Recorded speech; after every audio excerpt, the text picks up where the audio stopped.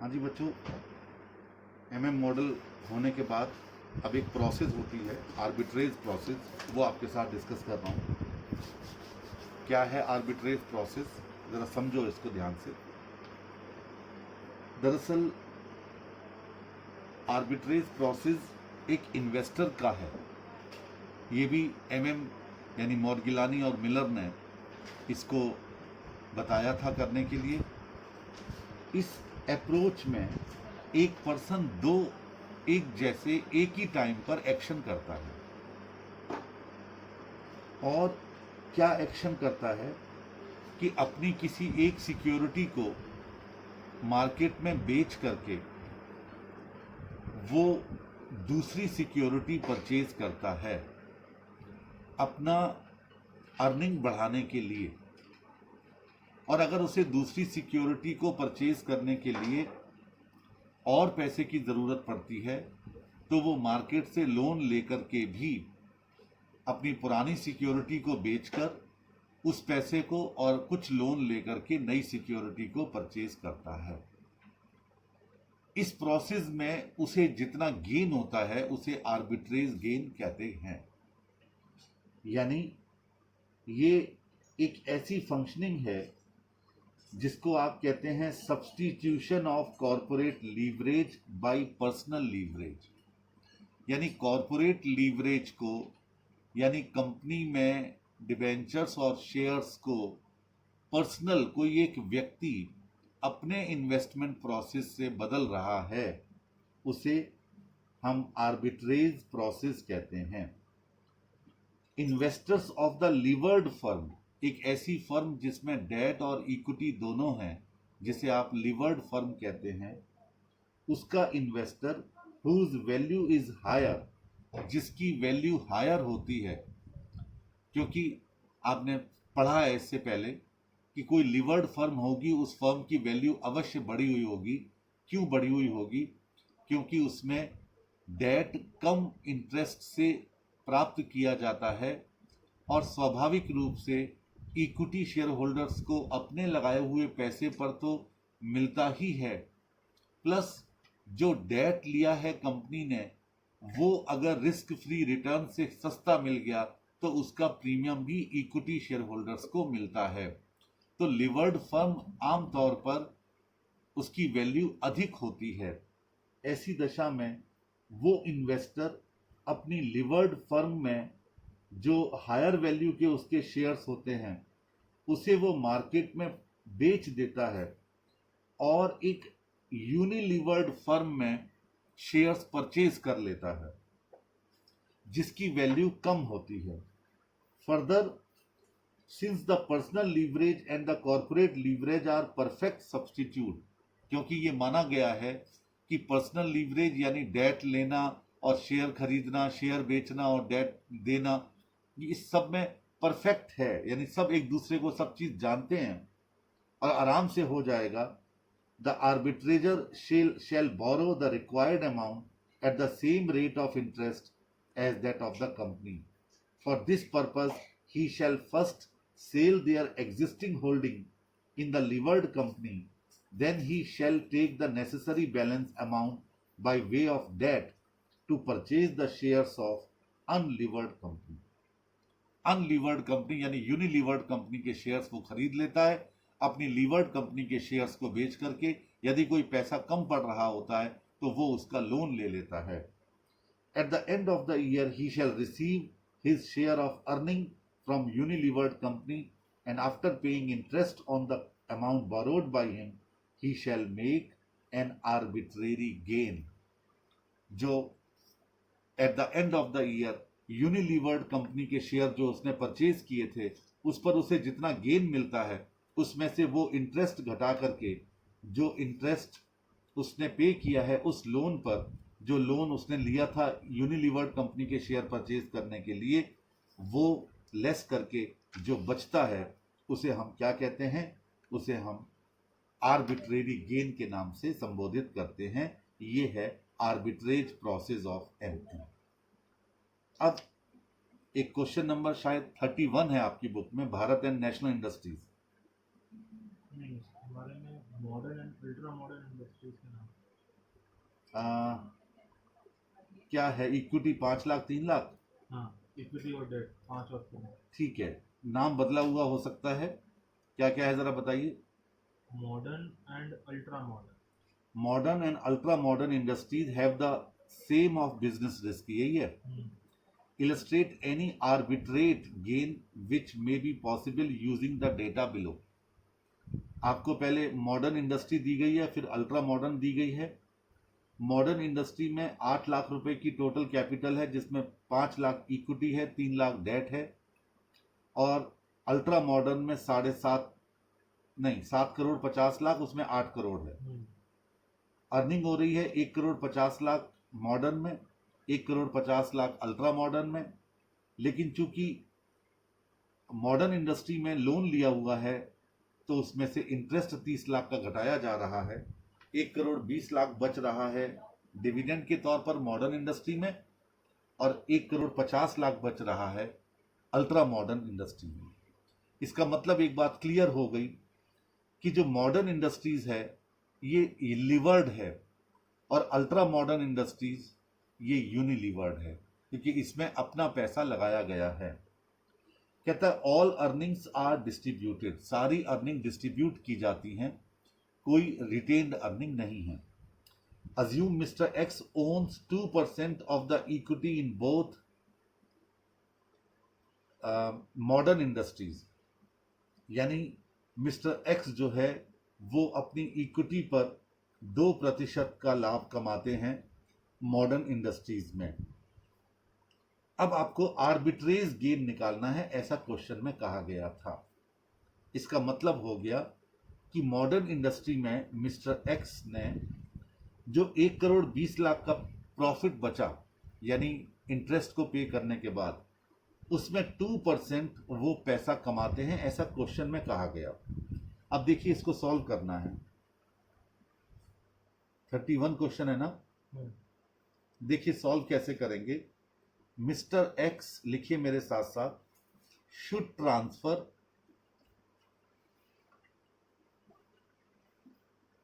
His investment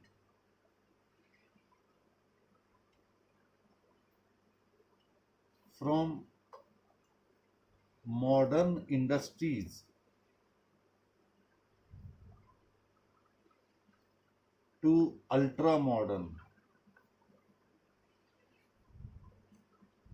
ठीक है। अच्छा, अब current income of mister X, अगली लाइन से,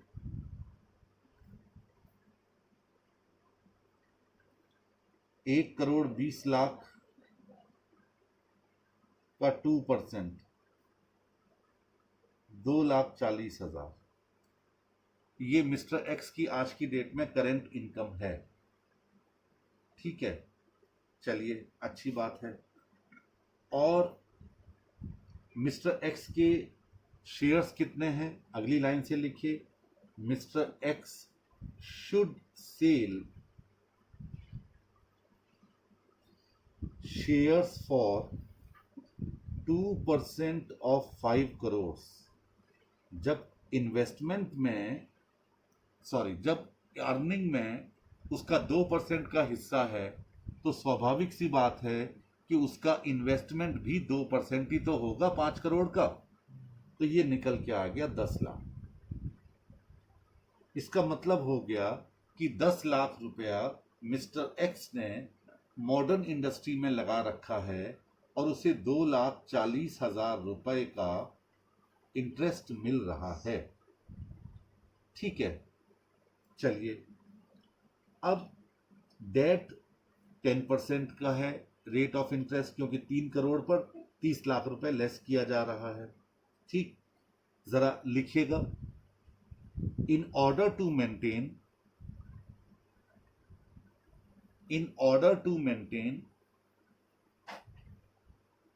the same level of financial risk,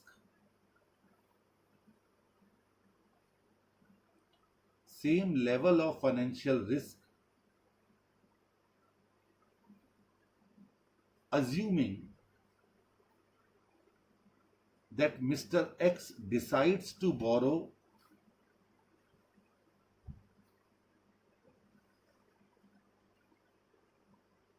at 10%, which is same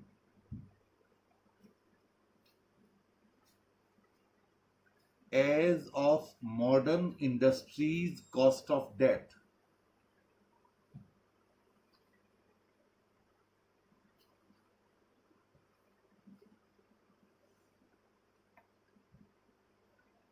अब देखिए जरा कितना बोरो करेगा। Mister x should borrow,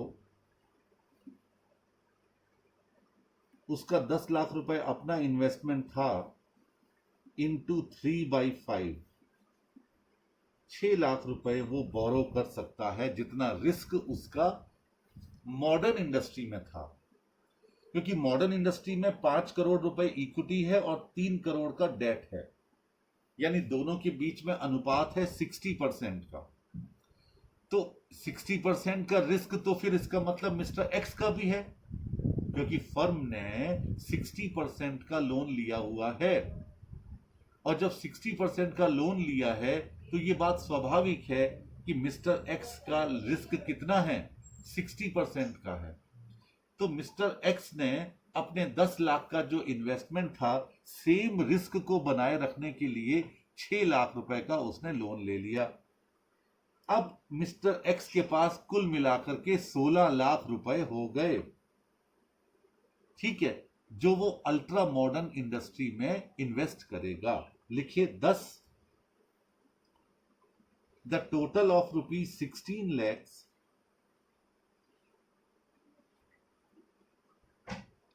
should be invested in ultra modern industry। Same risk रहेगा मिस्टर एक्स को। 10 लाख उसने अपने लगा दिया और 6 लाख का लोन लेके लगा दिया। अब income from ultra modern industry,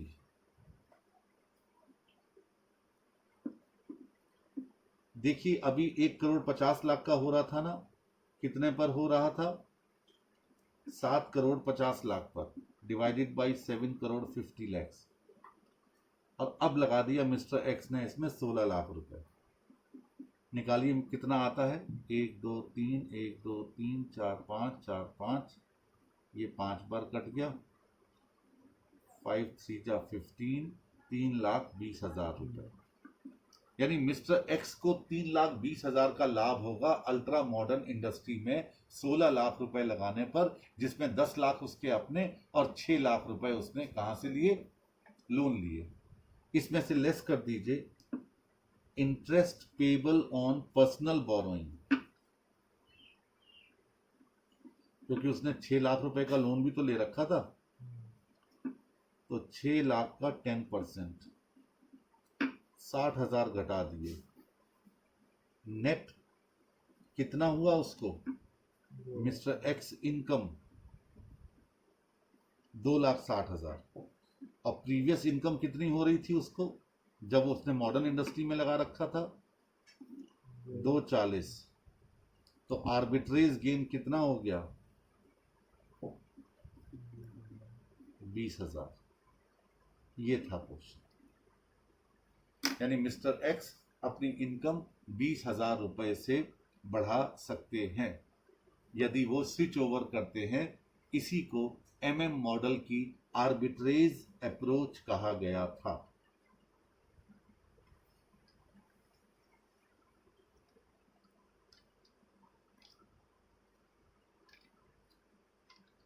ठीक है, अब आइए जो कि कॉरपोरेट टैक्स का जहां तक सवाल था, एमएम की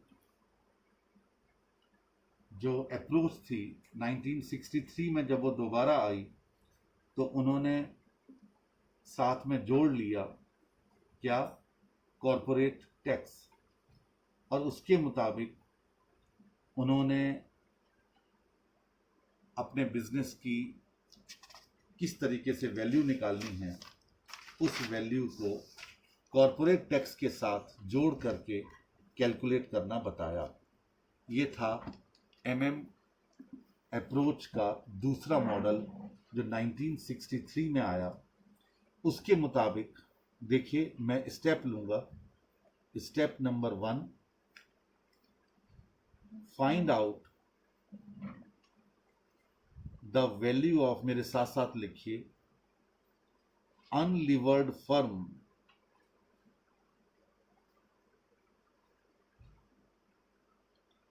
by applying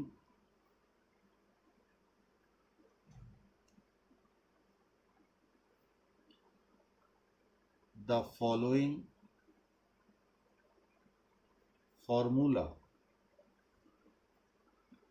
क्या VU यानी वैल्यू ऑफ अनलिवर्ड फर्म बराबर एबिट ब्रैकेट में 1 माइनस टी, क्योंकि अब टैक्स आ गया बीच में, divided by KO, overall cost of capital.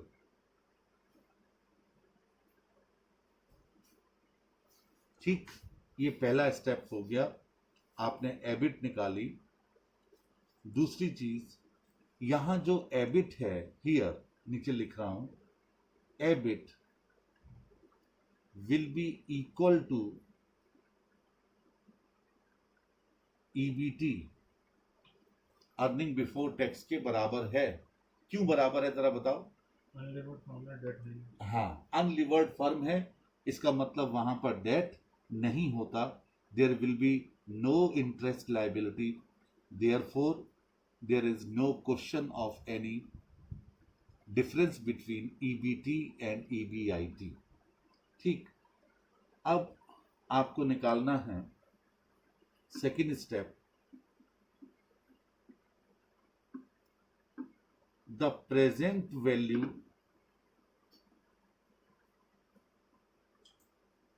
of the perpetuity, PERPETUITY, perpetuity of interest tax shield is added. Tax shield is added into the value of unlevered firm. देखिए, अब ये value of levered firm हो गई क्या? VL बराबर value of यूनिलिवर्ड firm, यानी अभी जो आपने निकाली थी VU, plus PV of interest tax shield. आप कहेंगे सर ये क्या बला आ गई? दरअसल जब आप इंटरेस्ट पे करेंगे, स्वाभाविक रूप से उस पर आपको टैक्स की बेनिफिट मिलता है। तो टैक्स का बेनिफिट तो अगले साल मिलेगा। तो ऐसी दशा में आपने आज की उसकी प्रेजेंट वैल्यू निकाल करके वैल्यू ऑफ यूनिलिवर्ड फर्म में ऐड कर दिया, तो वैल्यू ऑफ लिवर्ड फर्म आ गई। ठीक है, अच्छा, अब आगे लिखिएगा, the present value of interest, present value of interest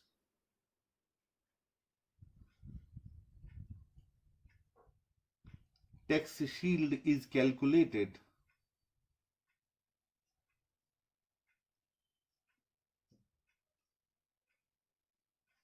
shield is calculated at an appropriate rate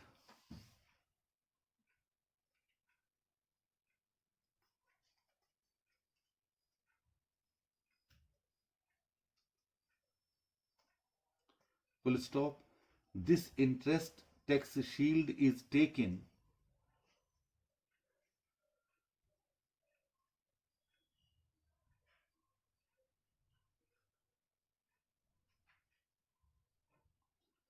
as having same level of risk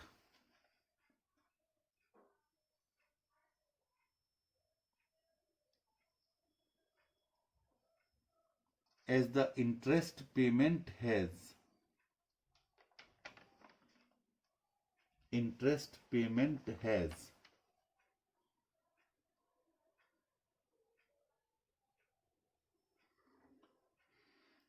इसको इस तरीके से भी लिखा जा सकता है, इक्वेशन को, नीचे इक्वेशन को लिखिए, value of levered firm VL बराबर VU यानी कि यूनिलिवर्ड फर्म प्लस डेट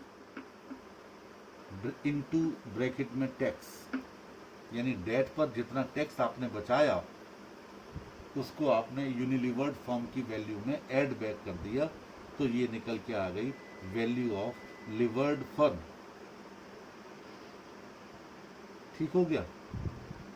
अब ये तो हो गया इनको निकालने का तरीका।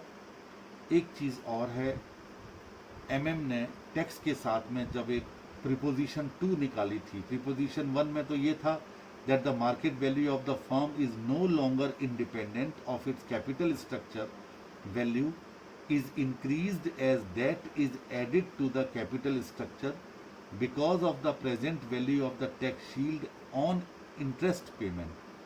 The market value of the firm is now given by summing its value if all equity and the value of tax shield on interest payment. आपसे कहा गया प्रीपोजिशन जो 3 थी उसमें 2 प्रीपोजिशन बताई एमएम ने 1963 में। पहली ये बताई कि अभी तक तो हमें ये बताया गया था MM1 में कि फर्म की वैल्यू बराबर रहती है, कैपिटल स्ट्रक्चर के बदलने से वो अप्रभावित रहती है। आपने देखा होगा MM1 की प्रीपोजिशन में वहाँ जो डायग्राम बनाया गया था वहाँ वैल्यू ऑफ फर्म बिल्कुल पैरेलल थी, लेकिन जब टैक्स होता है तो स्वाभाविक सी बात है कि टैक्स शील्ड बच जाता है, तो market value of the firm बजाय पैरेलल रहने के ऊपर बढ़ती हुई नजर आती है। यानी अगर आप उसे डायग्राम से शो करेंगे तो वैल्यू ऑफ द फर्म पहले बिल्कुल सीधी थी, अब ये बढ़ती हुई नजर आएगी। ठीक है, क्योंकि यहाँ पर क्या मिल रहा है, यहाँ हमें टैक्स शील्ड मिल रहा है, market value of the firm.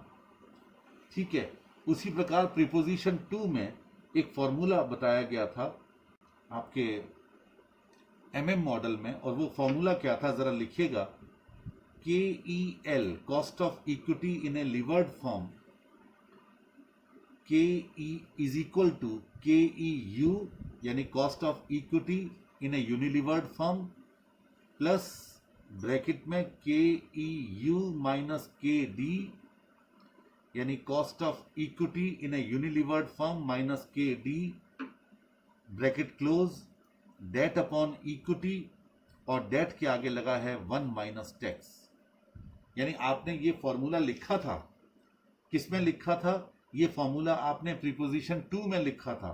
आप पीछे मुड़ के देख लीजिए, cost of equity in a levered firm बराबर cost of equity in a unlevered firm plus bracket में KEU minus KD debt upon equity, ये लिखा था।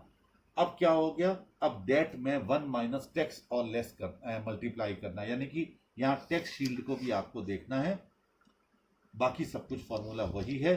इस तरीके से ये टैक्स को लेकर के आपने जो निकाला था MM मॉडल ने, उसका इस फॉर्मूले से आंसर निकल करके आता है। This is the concept of capital structure. इसमें 2 थ्योरी के पॉइंट हैं, पैकिंग ऑर्डर थ्योरी और प्लूइंग बैक ऑफ प्रॉफिट। ये अपनी स्टडी में देख लीजिएगा, अगर ये दोनों हैं तो इन दोनों को भी करवा दिया जाएगा, जिससे कि आपका ये कंसेप्ट पूरा कंप्लीट हो। और उसके बाद फिर हम लोग अगले लेक्चर यानी कि कल के ही लेक्चर में स्टार्ट करेंगे management of working capital. That's all.